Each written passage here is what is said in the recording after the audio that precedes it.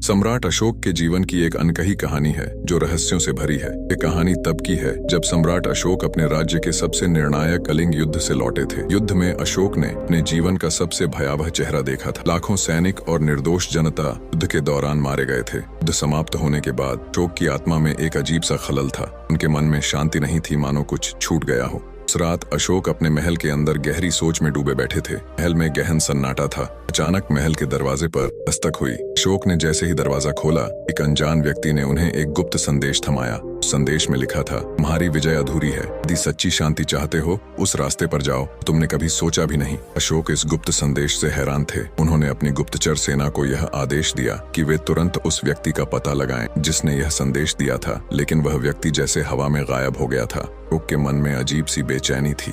सोचने लगे कि आखिर यह संदेश किसने भेजा होगा और इस संदेश का मतलब क्या था। अगले दिन सम्राट ने राज्य के सभी विद्वानों और मंत्रियों को बुलाया और उस गुप्त संदेश के बारे में चर्चा की।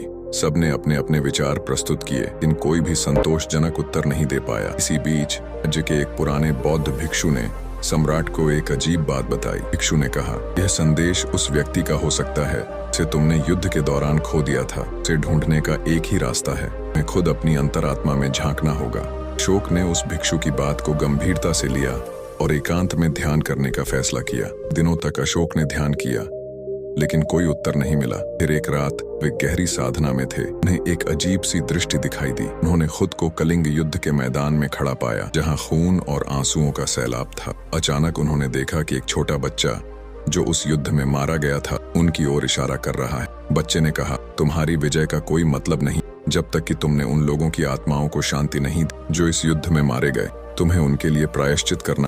अशोक का मन काम, वह समझ गए थे कि इस संदेश का अर्थ क्या था। उन्होंने तुरंत अपने राज्य में शांति और अहिंसा का प्रचार करने का फैसला किया और युद्ध के मैदानों को शांतिपूर्ण स्थानों में बदलने का संकल्प लिया। लेकिन इस सब के बावजूद अशोक के मन में एक सवाल अभी भी बना हुआ।